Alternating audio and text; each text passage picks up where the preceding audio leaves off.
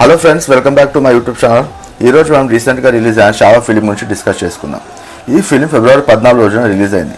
ఈ film Indian ఫిలింలోనే ఒక మైలురాయి అని చెప్పాలి.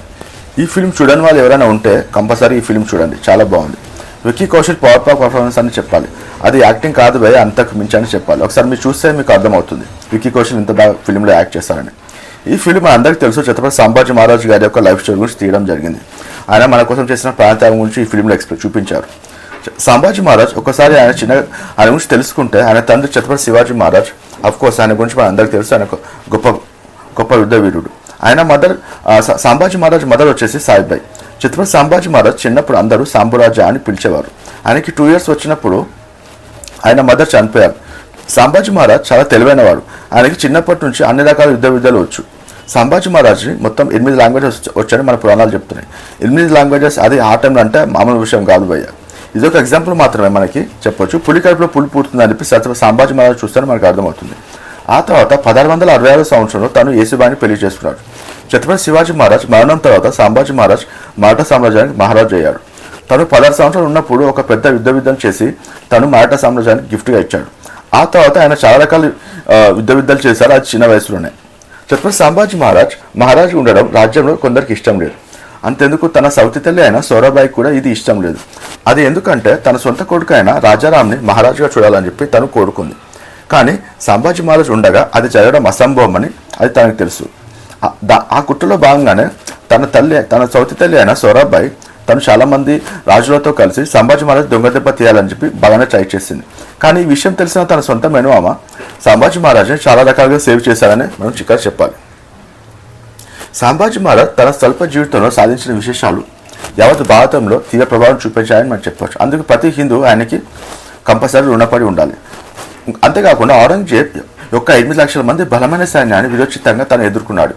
ఈ సీన్ కూడా మనకి చాలా సినిమాలో చూపిస్తారు. విరోచితంగా ఎదుర్కొన్న తర్వాత యుద్ధ భూమిలో ఆయన అనేక మంది మొఘల్ అధిపతులను ఓడించాడు. ఈ కారణంగానే ఔరంగజేబ్ మహారాష్ట్రలో యుద్ధాలలో నిమగ్నమై ఉన్నాడు. తద్వారా మిగిలిన భారతదేశాన్ని ఔరంగజేబ్ యొక్క నిరక్షత్వం నుంచి చాలా కాలంగా సంభాజీ మహారాజ్ దూరంగా ఉంచాడు. ఇది సంభాజీ మహారాజ్ సాధించిన గొప్ప విషయాలు ఇంకోటి అని చెప్పొచ్చు. ఇంకోటి, ఇలా అయితే సంభాజీ మహారాజ్ ఎదుర్కొన్న కష్టం అని చెప్పి తెలిసిన ఔరంగజేబ్ తనతో సంధికి రమ్మని చెప్పి ఆ సంధిలో భాగంగా తను ఒక విషయం చెప్పాడు. నువ్వు నా రాజ్యానికి ఉపరాజకుమారుడు ఉండాలి, కానీ నేను చెప్పిన విధంగా అంగీకరించాలని చెప్పాడు. కానీ దీనికి సంభాజీ మహారాజ్ నో అనడంలో అది తన గొప్ప వీరత్వానికి ఒక ఎగ్జాంపుల్ అని చెప్పొచ్చు. కానీ రాబోయే 2-3 సంవత్సరాలలో ఒకవేళ తను కనుక ఒప్పుకుంటే ఆ 2-3 సంవత్సరాలు ఔరంగజేబ్ మొత్తం ఉత్తర భారతదేశాన్ని తిరిగి స్వాధీనం చేసుకునేవాడు. ఏది ఏమైనా సంభాజీ మహారాజ్ ఒక గొప్పతనం మనకు తెలుస్తుంది. చివరికి 1689 సంవత్సరంలో ఛత్రపతి సంభాజీ మహారాజ్ని అతను ఘోరంగా చనిపోయాడు. అది ఎందుకంటే అది ఒక కైండ్ ఆఫ్ కుట్ర అని మనం చెప్పవచ్చు. ఆ కుట్ర ఏంటంటే మనకి ఔరంగజేబ్ సంభాజీ మహారాజ్ని లాస్ట్ 40 days చిత్రహింసలు పెట్టి చంపుతారని చెప్పి మనకి మన పురాణాలు చెప్తున్నాయి. మా చావా సినిమా కూడా ఈ సీన్ మనకు చూపించడం జరిగింది. ఈ సీన్ చూసాక చాలా మంది లిటరల్లీ కనెక్ట్ అయ్యారని చెప్పారు. నిజంగా ఈ సీన్ ఎలా ఉంటుందంటే ఈ ఫిలింలో చూసిన తర్వాత చాలా మంది ఏడ్చారు. ఇంకోటి, అసలు ఔరంగజేబ్ ఛత్రపతి సంభాజీ మహారాజ్ దొంగ దెబ్బ ఎలా తీస్తానని చెప్తే తన సంభాజీ మహారాజ్ రాజ్యంలో భాగమైన కానోజీ శ్రీకే మన సంభాజీ మహారాజ్తో ఎక్కడున్న సంగతి ఔరంగజేబ్కి తెలియజేస్తాడు. ఇక్కడ ఔరంగజేబ్కి ఆ విషయం గానుశ్రీకే ఎందుకు చెప్తారంటే, అసలు ఈ గానుశ్రీకే ఎవరంటే ఛత్రపతి సంభాజీ మహారాజ్ భార్య యొక్క సొంత అన్న. అయితే ఒక విషయంలో సంభాజీ మహారాజ్తో తనకి గొడవ అవడంతో తనపైన కక్ష పెట్టుకొని తనకి ఏదో రకంగా దొంగ తీయాలని చెప్పి కక్ష పెట్టుకుంటాడు. కానీ ఈ భాగంలో కుట్రంగానే తాను ఔరంగజేబ్తో కలిసి సంగమేశ్వర్ అనే ప్లేస్లో ఛత్రపతి సంభాజీ మహారాజ్ ఉన్నారని చెప్పి ఈ విషయం లీక్ చేస్తారు. ఈ సంగమేశ్వర్ అనే ప్లేస్ అనేది అంబాఘాట్ ద్వారానే వెళ్ళవచ్చు, ఇంకా వేరే ప్లేస్ అనేది వేరే ద్వారా అనేది దీనికి లేదు. కానీ ఈ విషయం అనేది ఔరంగజేబ్కి గానోజీకి తెలియజేస్తాడు.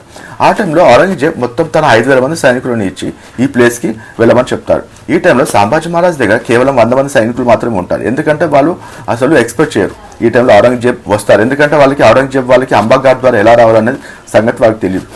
అయితే ఇక్కడ ఈ ఫైటింగ్ సీన్ చూస్తే మాత్రం మీరు లిటరల్గా చాలా షాక్ అవుతారు. ఎందుకంటే ఆ టైంలో మన ఛత్రపతి సంభాజీ మహారాజ్ అసలు ఈ విధంగా యుద్ధం చేస్తున్నాను అని మనకి విక్కీ కౌశల్ చూస్తే మనకు అర్థమవుతుంది. ఎస్పెషల్లీ ఇక్కడ మనకి ఏఆర్ రెహమాన్ ఇచ్చిన ఒక మ్యూజిక్, బ్యాక్గ్రౌండ్ మ్యూజిక్ మాత్రం లిటరల్ భయ గూస్ బంప్స్ అనే చెప్పాలి. ఈ మ్యూజిక్ వల్ల చాలా చాలా చాలా బాగుంటుంది. Literally hats off to A R Rahman అని చెప్పాలి.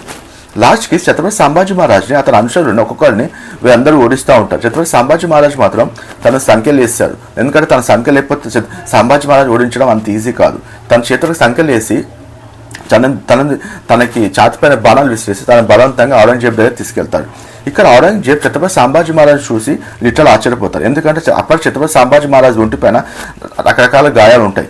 అయినప్పటికీ తను అరుస్తూ తన ప్లేస్కి రావడంతో ఇక ఔరంగజేబ్ క్వశ్చన్ ఇస్తాడు. అదేంటంటే నువ్వు స్వరాజ్యం అని చెప్పావు కూడా, అసలు స్వరాజ్యం ఇప్పుడు ఎక్కడ ఉంది, నీకు ఇప్పుడు ఎవరు కాపాడాడు అని చెప్తాడు.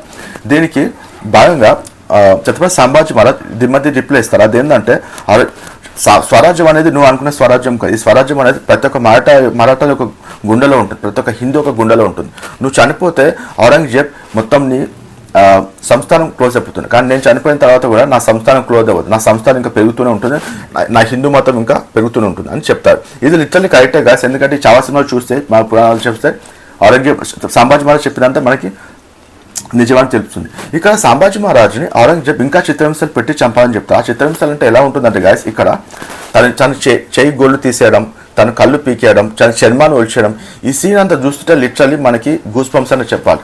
ఈ రకంగా చిత్రహింసలు పెట్టి ఛత్రపతి సంభాజీ మహారాజ్ చంపడానికి ట్రై చేస్తుంటాడు. కానీ ఇక్కడ ఎంత చేసినా Chhatrapati Sambhaji Maharaj never give up, అంటే తను నన్ను వదిలేయండి అని ఏమాత్రం మరవడు.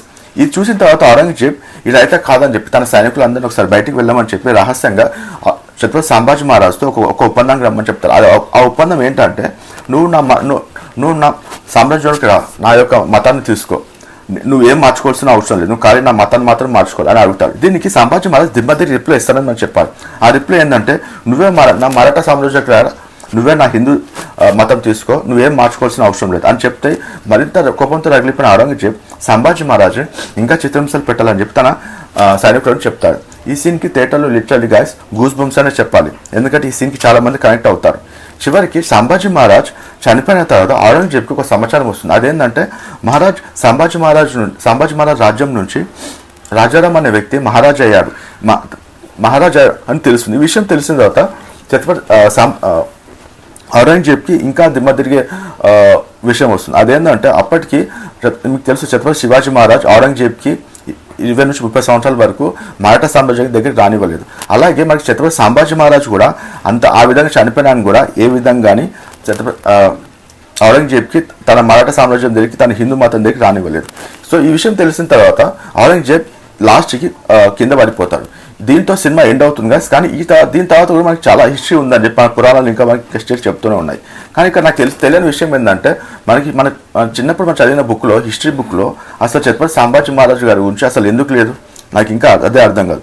ఆయన మనకి ఇంత గొప్ప ప్రాంతాగం చేస్తారు కదా మన హిందూ మతం గురించి, మన యొక్క స్వరాజ్యం గురించి, కానీ అయినప్పటికీ ఆయన గురించి ఏమాత్రం మన బుక్లో లేదు. ఇది లిటరల్ షాకింగ్ న్యూస్ అని చెప్పాలి. ఇంత గొప్ప వీరుడు గురించి వీడియో చేస్తున్నందుకు లిటరల్ గాస్ మనం అందరం గర్వించాలని చెప్పాలి. ఇలాంటి వీడియోలు మన హిస్టరీలో ఇంకా చాలామంది ఉన్నారని మనం చెప్పాలి. అది మన చరిత్ర అనేది చాలా మందికి గురించి ఇంకా మనకి ఎక్స్ప్లెయిన్ చేయలేదు. ఇది గైస్ ఈరోజు నేను చెప్పాల్సుకున్న వీడియో. కానీ ఇక్కడ నేను ఛత్రపతి శివాజీ మహారాజ్ గురించి ఒక వీడియో చేయాలనుకుంటున్నాను. దానికి నాకు మీ సపోర్ట్ కావాలి. ఈ వీడియో మీరు ఇక్కడ చూస్తారంటే కంపల్సరీగా నా వీడియో మీకు నచ్చదని నేను అనుకుంటున్నాను. ఒకసారి ప్లీజ్ ఫ్రెండ్స్ నా వీడియో నచ్చితే ఒకసారి లైక్ చేయండి, నా యూట్యూబ్ ఛానల్ సబ్స్క్రైబ్ చేయండి, సపోర్ట్ చేయండి. జై హింద్.